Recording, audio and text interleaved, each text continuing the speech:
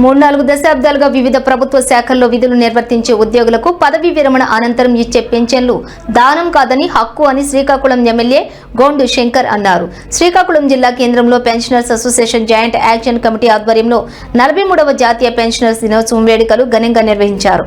ఈ కార్యక్రమానికి ఎమ్మెల్యే మాట్లాడుతూ కూటమి ప్రభుత్వం పెన్షన్దారులకు అండగా ఉంటుందని అన్నారు. పెన్షనర్స్ ఎదుర్కొంటున్నటువంటి ఇబ్బందులు పరిష్కారానికి తమ వంతు కృషి చేస్తానని హామీ ఇచ్చారు. శ్రీకాకుళం రిటైర్డ్ ఉద్యోగులు భవనానికి కాంపౌండ్ వాల్ మంజూరు చేస్తానని హామీ ఇచ్చారు.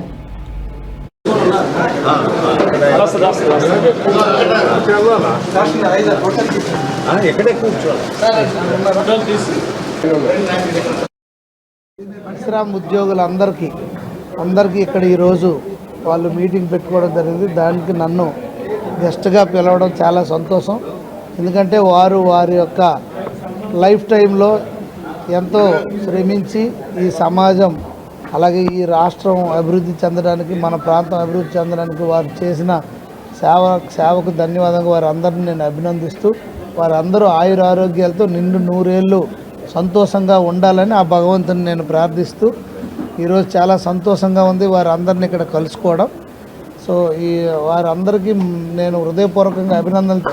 సమస్యలు కొన్ని చెప్పారు, వాళ్ళకి ఇక్కడ బిల్డింగ్ అని అవి కొన్ని చెప్పారు, కొన్ని గత ప్రభుత్వం బకాయిల కోసం కూడా చెప్పారు. తప్పకుండా నేను సీఎం గారి దృష్టికి తీసుకెళ్తాను.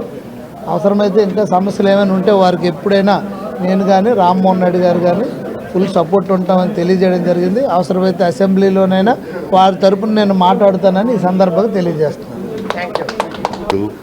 పరిశ్రమ దినోత్సవం చాలా చక్కగా జరుపుకుంటున్నాం. ఈరోజు జిల్లాలో ఉన్న పరిశ్రమ అందరూ కూడా నాయకులు అన్ని జిల్లా అసోసియేషన్ నుంచి ప్రతి డిపార్ట్మెంట్ నుంచి కూడా ప్రెసిడెంట్ సెక్రటరీ వాళ్ళ కార్యాలయంలో అందరూ అటెండ్ అయ్యారు.